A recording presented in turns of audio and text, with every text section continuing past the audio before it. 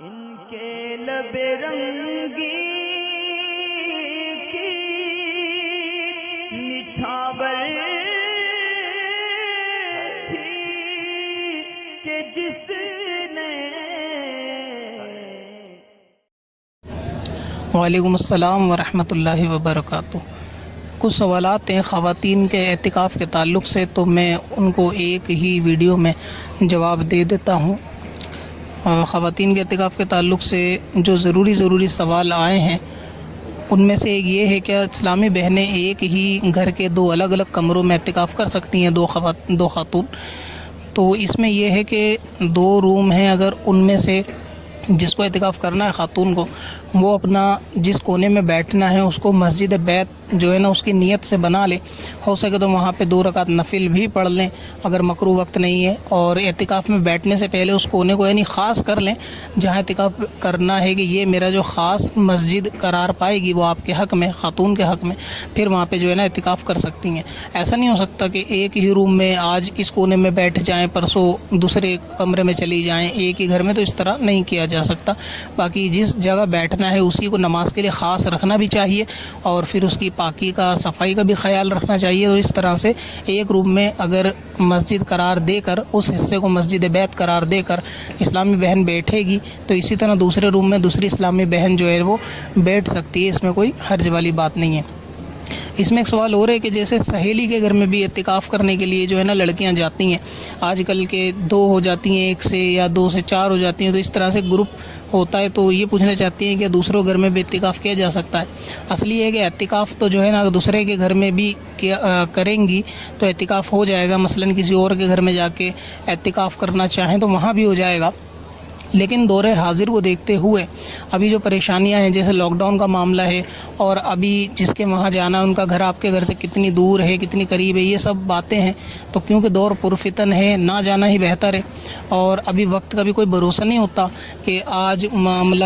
اچانک سے ہی کسی بھی ایریے میں کرفیو لگ جاتا ہے، کہیں کرونا کا مریض نکل جائے تو علاقہ سیل ہو جاتا ہے، تو بہت ساری باتیں ہوتی ہیں، اور ایسا نہ ہو کہ اگر کوئی اعتکاف میں گھر سے تھوڑا دور کسی اور اپنی سہیلی کے جا کے بیٹھے اور وہاں کوئی علاقے میں ایسا معاملہ ہو جائے کہ پھر وہ وہاں جا کے پھنس جائے، تو یہ سب باتیں دیکھتے ہوئے بہتر یہ ہے کہ اپنے ہی گھر میں اعتکاف کیا جائے، یہ زیادہ مناسب ہے۔ اس کی دوسری وجہ یہ بھی ہے کہ جیسے کہ حدیث پاک کا خلاصہ ہے، مفہوم ہے کہ حضور علیہ السلام نے فرمایا کہ اپنے گھر کو کھنڈر نہ بناؤ، ویران نہ بناؤ، تو اس سے معلوم چلتا ہے کہ عبادت جو ہے وہ اپنے گھروں میں بھی کرنی چاہیے۔ تو یہ کوئی عقل مندی بھی نہیں ہوتی کہ اعتکاف دوسروں کے گھر میں کرو، کیونکہ جب اعتکاف میں کوئی بیٹھتا ہے تو اللہ تبارک و تعالیٰ کی رحمتوں کا نزول ہوتا ہے، اور وہاں پر رحمت کے فرشتے آتے ہیں، تو پھر یہ کوئی عقل والی بات نہیں ہے کہ آپ اپنا گھر چھوڑ کر دوسرے کے گھر میں بیٹھو کہ رحمت کے فرشتے بھی وہاں آئیں اور رحمتوں کا نزول بھی وہاں ہو۔ تو ہر آدمی کو چاہیے کہ اپنے گھر کو رحمت الہی کے نزول ہونے کا ذریعہ بنائے، گڑھ بنائے، اپنے گھر میں اعتکاف کرے تاکہ اس کے گھر کی بلائیں دور ہوں، اور اس کے گھر کو یعنی اس کے گھر کو اور گھر والوں کو دونوں کو جو ہے وہ اعتکاف کی عبادت کی جو ہے وہ برکتیں ملے۔ تو اسی لیے اپنے گھر میں اعتکاف کرنا چاہیے۔ اس میں خرابی اور بھی ہے کہ جیسے کسی اور کے وہاں جانے کا پروگرام ہوتا ہے، تو اس میں کیا ہوتا ہے کہ خاتون پہلے سے ہی گھر میں اگر شادی شدہ ہیں تو شوہر سے، اور شادی شدہ نہیں ہیں تو پھر یہ کہ والدین سے اس کا مطالبہ کرتی ہیں کہ ہمیں اعتکاف فلاں سہیلی کے وہاں کرنا ہے، اور والدین یا شوہر اس پہ راضی نہیں ہو رہے ہوتے، تو پھر بھی وہ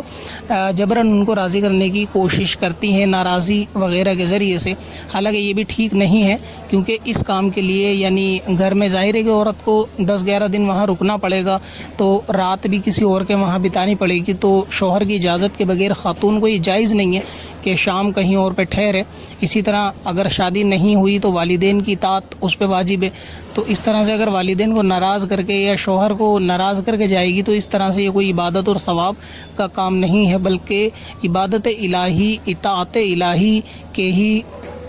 مطابق کی جائے گی، اور اطاعت الہی جو ہے وہ والدین اور شوہر کی رضامندی میں رکھی گئی ہے۔ تو بہتر یہی ہے خلاصہ کہ اپنے گھروں میں اعتکاف کیا جائے تاکہ اعتکاف کی برکتیں، رحمتیں آپ کے گھر میں بھی آئیں۔ اپنے گھر والوں کے حق میں دعا کریں، جہاں عبادت ہوتی ہے، اللہ تبارک و تعالیٰ کا ذکر ہوتا ہے، وہاں رحمت کے فرشتے بھی آتے ہیں، تو آپ اپنے گھر میں کریں گے تو انشاءاللہ تعالیٰ اس کا فائدہ آپ کو ملے گا۔ اس کے علاوہ ایک سوال تھا کہ اعتکاف میں اسلامی بہنیں نہا سکتی ہیں؟ گرمی وغیرہ کا موسم ہو رہا ہے تو اس طرح سے بے ضرورت غسل جبکہ فرض واجب نہ ہو تو اس طرح اعتکاف سے باہر آ کے نہانا نہیں چاہیے۔ اچھا، ایک پیریڈ روکنے کی گولی کے تعلق سے یہ سوال تھا کہ حیض روکنے کی گولی آتی ہے تو جن خواتین کا یہ اندیشہ ہوتا ہے کہ اعتکاف کریں گی اور ان دنوں میں ان کے جو ہے وہ پیریڈ کے دن آ سکتے ہیں تو وہ جو ہے وہ دوا وغیرہ کھا کر اعتکاف کرتی ہیں جس سے پیریڈ کچھ وقت کے لیے یعنی اس مہینے کے ٹل جاتے ہیں، تو کہ اس طرح سے کرنے سے کوئی مسئلہ ہے اعتکاف میں؟ تو اس میں کوئی دقت والی بات نہیں ہے۔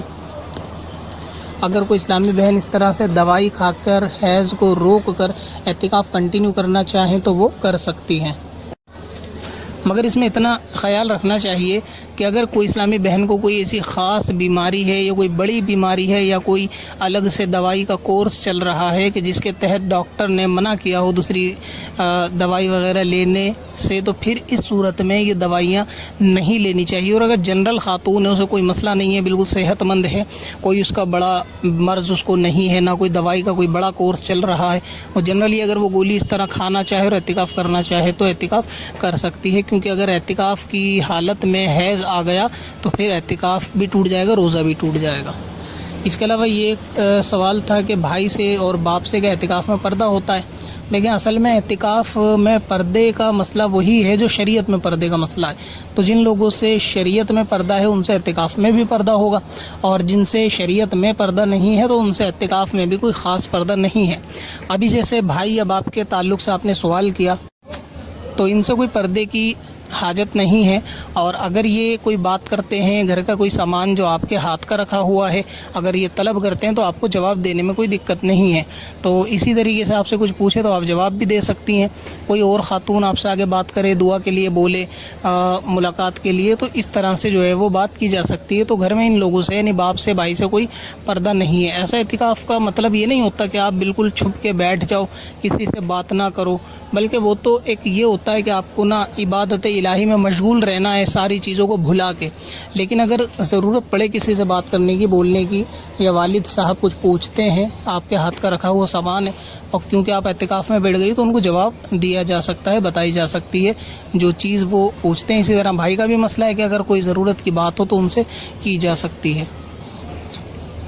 اچھا، اس کے علاوہ ایک اور بات تھی، یہ سوال پوچھا تھا کیا مدنی چینل اعتکاف میں بیٹھ کے اسلامی بہنیں مسجد میں دیکھ سکتی ہیں؟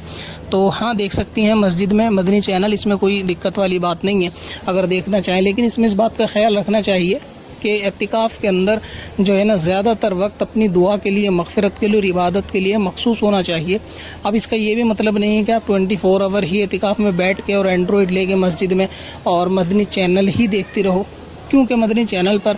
ہر شخص کے لیے اس کی ضرورت کا پروگرام 24 گھنٹے آئے ایسا نہیں ہوتا۔ کبھی کبھی ہوتا ہے کہ بچوں کے پروگرام آ رہے ہوتے ہیں یا نعت وغیرہ آ رہی ہوتی ہیں یا ریپیٹڈ ٹیلی کاسٹ ہو رہا ہوتا ہے، تو ایسی صورت میں اب ضروری نہیں کہ آپ اس کو ہمیشہ دیکھو۔ ہاں، جہاں آپ کو علم دین سیکھنے کا فائدہ نظر آتا ہے کہ دارالافتاء اہل سنت کا پروگرام ہے، مذاکرے سے ریلیٹڈ ہے، اگر آپ کو لگتا ہے کہ میرے جاننے والی چیزیں ہیں جو مجھے سیکھنا ضروری ہے تو ایک مخصوص وقت اس کا آپ رکھ لیں اینڈرائڈ کا کہ مجھے اس وقت میں یہ پروگرام مدنی چینل کے دیکھنا، اور باقی وقت میں پھر فون کو بہتر یہ ہے کہ سوئچ آف کر کے رکھیں۔ لیکن اس کے مطلب یہ ہرگز نہیں کہ آپ جو ہے نا مدنی چینل ہی صبح سے شام تک اعتکاف کے نام پر بیٹھ جائیں اور اینڈرائڈ ہاتھ میں لے کے دیکھتی رہیں۔ اس کی دوسری خرابی یہ ہے کہ پھر ایک ویڈیو آپ دیکھو گے تو پھر وہ دوسری ویڈیو، تیسری ویڈیو، اس طرح 5 منٹ کی کسی بھی کلپ کو دیکھنے کے چکر میں نا کم سے کم 1-2 گھنٹے آرام سے نکل جاتے ہیں۔ تو میرا مشورہ اس میں یہ ہے کہ جو آپ کو پروگرام کی ٹائمنگ پتہ ہو کہ مجھے علم دین میں کون سا پروگرام دیکھنا ہے جس سے مجھے فائدہ ہو، اس کی ٹائمنگ آپ کو معلوم ہی ہوگی، اسی وقت میں دیکھ لیں، یا پھر انٹرنیٹ پہ تو ریکارڈڈ بھی دیکھا جا سکتا ہے، تو جب مرضی چاہیں مخصوص وقت کر لیں کہ میرے کو 1 گھنٹے کا یہ پروگرام دیکھنا ہے، اس کے بعد آپ موبائل کو بہتر ہے کہ سوئچ آف ہی کر دیں، کیونکہ ہاتھ میں موبائل رہے گا اعتکاف میں تو عبادت سے جو ہے نا وہ ذہن منتشر ہوتا رہے گا، آپ لاکھ کوشش بھی کرو گے تو پھر بھی آپ کا ذہن جو ہے نا وہ اینڈرائڈ میں جائے گا۔ تو خلاصہ کلام یہ ہے کہ اگر آپ کو سیکھنے والی چیزیں اس میں مل جائیں تو ٹھیک ہے، ایک مختصر وقت رکھیں گے، دوپہر میں 1 گھنٹہ دیکھنا ہے یا 1.5 گھنٹہ، یا صبح میں 1 گھنٹہ، اور باقی ٹائم جو اپنا سونا ہے یا عبادت کرنی ہے، درود، تسبیح، دعا، مغفرت، جو بھی آپ کو عبادات کرنی ہے وہ کنٹینیو کرنی چاہیے۔ اس کے اوپر اتنا زیادہ فوکس نہ کیا جائے کہ اسی میں اپنے وقت کو بہت زیادہ ضائع کر لیا جائے۔ اور اعتکاف کی جو برکتیں، جو اس کا بیٹھنے کا خاص مقصد تھا، اصل مقصد سے ہی دور ہو جاؤ، اس کا تھوڑا خیال خود بخود رکھا جائے. تو ان باتوں سے تھوڑا پرہیز کرنا چاہیے. پتھر میں اصل لالے پرنوار